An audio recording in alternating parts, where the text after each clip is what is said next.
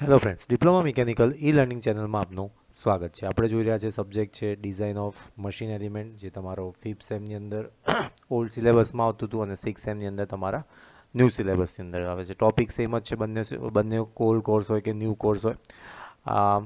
Important જે topics છે એના આપણે ન્યુમેરિકલ સોલ્વ કરી રહ્યા છે. ઓલમોસ્ટ ઘણા બધા વિડીયોઝ છે આપણે ઓલરેડી અપલોડ કરેલા છે. અને મેં જે ટોપિક વિડીયોઝ અપલોડ કરેલા છે સિક્વન્સ વાઇઝ જોજો. ઓકે, એ ઇઝી ટુ હાર્ડ એ રીતે જાય છે. ઓકે, આમાં બી જે ચેપ્ટર છે એમાં કપલિંગ. ઓકે, તો બીજી જે વેરાયટી છે ઓલરેડી આપણે સોલ્વ કરેલી છે. સો કપલિંગ જોતા પહેલાં તમે સાફ્ટના જે ન્યુમેરિકલ છે એ ખાસ જોજો, કારણ કે સાફ્ટ જો આવડશે તો તમારું 70% કામ અહીંયા પતી જશે. કારણ કે સાફ્ટની અંદર સોલિડ અને હોલો બંને જે વસ્તુ હતી, બંને ફોર્મ્યુલા આપણે આની અંદર યુઝ કરવાના છે. ઓકે, સો એ પહેલાં વિડીયો જોઈ લેજો, ઉપર આઈ બટન પર મેં આપેલો છે. સો ત્યાંથી એ જોઈ અને પછી જ વિડીયો ચાલુ કરજો. વિડીયો અહીંયા જ છે, ક્યાંય જતો નથી રહેવાનો, પણ એ ક્લિયર હશે તો આ તમને ઇઝી પડશે. તો આપણે ફોર્મ્યુલા જોઈ લઈએ.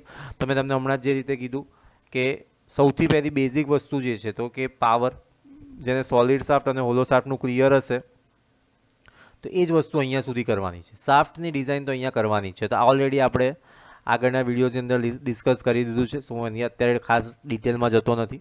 જો કિલોવોટમાં આપ્યો હોય પાવર તો તમારે આ યુઝ કરવાનું, હોર્સ પાવરની અંદર આપ્યો હોય તો આ યુઝ કરવાનું. ઓકે, હવે ન્યુમેરિકલની અંદર ઘણીવાર ટ્વિસ્ટ કરે છે. ટ્વિસ્ટ એટલે એક નાની વસ્તુ કરી દે છે. આપણે શું કરતા હતા, તમને સાફ્ટ ડાયામીટર હતા એ શોધતા હતા, તો આ પ્રોસેસ કરતા હતા. પણ હવે એકાદ બે સમમાં કેવું હશે તો કે તમને સાફ્ટનો ડાયામીટર આપી દીધો હશે અને તમને પાવર શોધવાનો કીધો હશે, બરાબર, અથવા ટોર્ક શોધવાનો કીધો હશે. એવું ક્યાંક હશે, મતલબ ઇક્વેશન તો આ જ યુઝ કરવાના છે. ક્લિયર? તમે પ્રેક્ટિસ કરશો એટલે તમને ખબર પડશે. ઓકે, એના પછી વાત કરીએ આપણે ડિઝાઇન ઓફ કી. તો કી જે છે એ સાફ્ટની અંદર ફિટ થાય. ઓકે, સો જ્યારે બી આપણે સાફ્ટની ડિઝાઇન કરીશું ત્યારે આપણે જ્યારે ડાયામીટર ઓફ સાફ્ટ શોધીશું ત્યારે જે અહીંયા આપણને ડાયામીટર મળ્યો હશે, બરાબર, એ ડાયામીટરની અંદર આપણે 10 થી 12 શું કરીશું, અંદર એડ કરીશું. શું હશે? અલાઉન્સીસ, સેફર સાઈડ માટે. ઓકે, 10 થી 12 ઓકે, હવે ડિઝાઇન ઓફ કીની વાત કરીએ તો વિડ્થ તો DS/4 યાદ રાખવાનું છે. થિકનેસ DS/6 યાદ રાખવાનું છે. DS એટલે સાફ ડાયામીટર. ઓકે, ચાલો. એ જ રીતે લેન્થ, તો લેન્થ ઓફ મફ/2. હવે મફ એટલે શું છે તો તમે જો કપલિંગ જોઈ હોય તો તમને આઈડિયા હશે, તમને સ્ક્રીન ઉપર અત્યારે કપલિંગ દેખાતી હશે. ઓકે, તો એ કપલિંગ જે છે લેબલિંગ ડાયાગ્રામ છે, શાંતિથી એકવાર જોઈ લો કયા કયા કમ્પોનન્ટ ક્યાં છે. ઓકે, અને પછી વિડીયો આગળ જુઓ. ઓકે, તો લેન્થ ઓફ મફ, તો મફની જે લેન્થ છે એ ક્યાંથી મળશે તો આપણે જો આગળ જઈશું તો મળશે. ઓકે, સો તમે ડિઝાઇન ઓફ કીની અંદર આ સ્ટેપની અંદર ખાલી વિડ્થ અને થિકનેસ જ શોધજો. લેન્થ ઓફ મફ આપણે નીચે કરીશું ત્યાં જ આપણે લખી દઈશું કે length of key is equal to this. Clear? Okay, હવે design of clamping knob.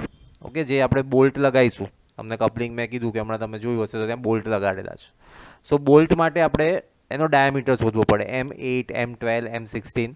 Okay, તો ડાયામીટર આપણે શું કરવો પડે? શોધવો પડે. તેના માટેનું ઇક્વેશન છે MT, જે ટોર્ક હતો એ. ઓકે, તેની વેલ્યુ. N એટલે નંબર ઓફ બોલ્ટ, તો એ જનરલી તમે 6 થી 8 બોલ્ટ લઈ શકો. ઓકે, આપણે એઝ્યુમ કરીશું કે 8 બોલ્ટ લગાડવાના છે. ઓલવેઝ ઇવન નંબરમાં તમારે એઝ્યુમ કરવાનું, 6, 8, 10, પણ 8 કરવાના, બરાબર. મ્યુ શું છે તો કે કોએફિશિયન્ટ ઓફ ફ્રિક્શન આપેલું હશે, પાઈની વેલ્યુ ખબર છે.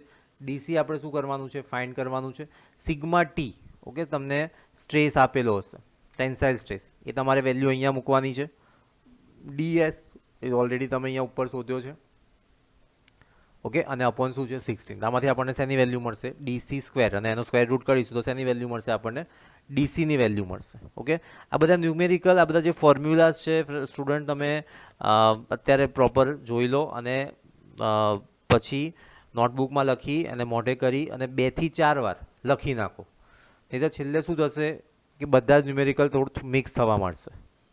તમને અત્યારે થોડું એવું થવા માંડ્યું હશે કે ભાઈ હવે પ્રેશર વેસલના દાખલા આપણે સોલ્વ કરીએ તો થોડાક ફોર્મ્યુલા તમે કદાચ ભૂલી ગયા હશો. ઓકે, તો એના માટે તમારી પાસે એક જ ઓપ્શન છે કે રોજનો મિનિમમ 20 મિનિટ ફોર્મ્યુલા પાછળ આપો. તમે પ્રેક્ટિસ તો કરો છો, પ્રિપરેશન કરો છો, એ સિવાયની વાત કરું છું. 20 થી 25 મિનિટ ખાલી તમારે શું કરવાનું છે? ફોર્મ્યુલા લખ્યા જ કરવાની છે. એકવાર લખાઈ ગઈ, બીજી વાર લખાઈ ગઈ, ત્રીજી વાર લખાઈ ગઈ, ચોથી વાર. ઓકે, શરૂઆતમાં તમને બી ભૂલો પડશે. જેમ જેમ તમે પ્રેક્ટિસ કરશો એમ ઇઝી પડશે. હજુ તમારી જોડે એક્ઝામનો ઓલમોસ્ટ 12-13 દિવસ છે. ઓકે, DMEની એક્ઝામની તો વાર છે પાછી. સો જેટલું બને એટલી વાર લખીને કરશો તો તમને એક્ઝામમાં પેન ઓટોમેટિક ચાલશે, વિચારવું નહીં પડે. અને કોન્ફિડન્સ આવશે. આ તમે જ્યારે ફોર્મ્યુલા ડીએમઈમાં લખતા હશો ને તો કોઈ કોન્ફિડન્સ જ નહીં આવે જો પ્રેક્ટિસ કર્યા વગર ગયા હશો તો. બધું ભેગું થઈ જશે. ડીસી શું હતું, ડીએસ શું હતું, ડી શું હતો, પાઈ ક્યાં આવતો હતો, મ્યુ શું હતું, કંઈ જ ખબર નહીં પડે. બરાબર. એટલે ફોર્મ્યુલા યાદ રાખો, લખી નાખો 10 વાર, 15 વાર, 20 વાર. બરાબર. કપલિંગનો ન્યુમેરિકલ પેપરમાં છે જ, હું અત્યારથી કહી દઉં છું તમને. કપલિંગનો ન્યુમેરિકલ તમારા જીટીયુના ક્વેશ્ચન પેપરમાં હશે ને હશે. તમારે મિડ સેમમાં બીજો આ ચેપ્ટર હશે તો કપલિંગનો ન્યુમેરિકલ પૂછ્યો હશે.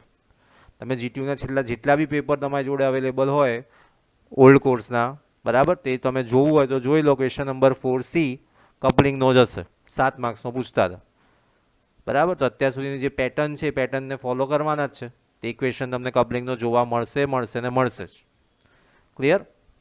ચલ, હવે ડિઝાઇન ઓફ સ્લીવ અથવા તો એને મફ કહેવાય. જે મેં તમને હમણાં કીધું ને કે લેન્થ ઓફ મફ, તો ડિઝાઇન ઓફ સ્લીવ, તો એના માટે યાદ રાખવાનું છે લેન્થ ઓફ મફ્સ કઈ રીતે આવશે તો કે 3.5 ઇન્ટુ ડીએસ અને ડાયામીટર ઓફ મફ થશે 2 ઇન્ટુ ડીએસ પ્લસ 13 શું છે તો કે એલાઉન્સીસ. હવે આપણે શું કરવું પડશે સ્ટુડન્ટ્સ, એને ચેક કરવી પડશે સ્ટ્રીયરમાં કે આપણે જે ડાયમેન્શન શોધ્યા એ ડાયમેન્શન તો કેવા શોધ્યા કે પર્ટિક્યુલર કોઈક વેલ્યુ સાથે આપણે મલ્ટીપ્લાય કર્યું અને વેલ્યુ શોધી. તે જોવું પડશે કે આપણને જે મટીરિયલ આપ્યું છે એનો જે શિયર સ્ટ્રેસ છે અને આનો શિયર સ્ટ્રેસ એ કેવો આવે છે.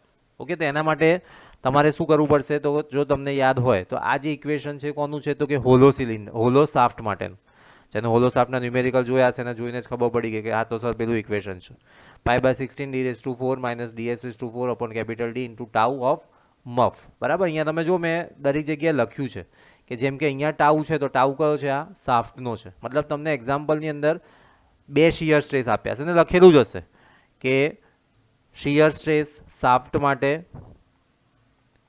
50 છે અને મફ માટે એક્ઝામ્પલ આપું છું 80 છે. તો જ્યાં તમે જે યુઝ કરો છો, અહીંયા શાફ્ટનો છે, આપણે શાફ્ટની ડિઝાઇન કરીએ છીએ તો કઈ વાપરવાની, શાફ્ટની વેલ્યુ વાપરવાની. અને મફ માટે કયું વાપરવાનું, મફની વેલ્યુ વાપરવાની. ઓકે. તો અહીંયા જે તમારે શું ફાઇન્ડ કરવાનું છે, અહીંયા તમારે શિયર સ્ટ્રેસ ફાઇન્ડ કરવાનો છે.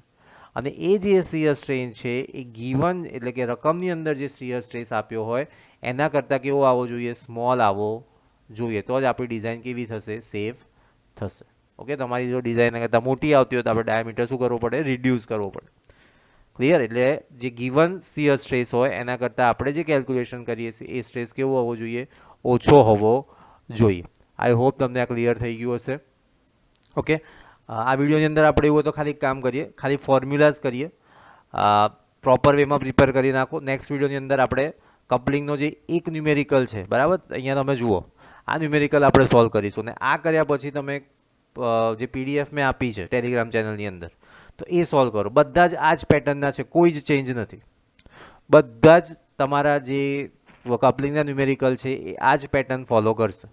ઓકે. સો ત્યાં સુધી આ ફોર્મ્યુલા જોઈ લો, તમારા મેક્સિમમ ફ્રેન્ડ સુધી શેર કરો જેથી એ પણ પ્રોપર વેની અંદર પ્રિપેર કરી શકે. નેક્સ્ટ વિડીયોની અંદર મળીએ, ત્યાં સુધી ચેનલ સાથે જોડાયેલા રહેજો. Thank you for watching this video.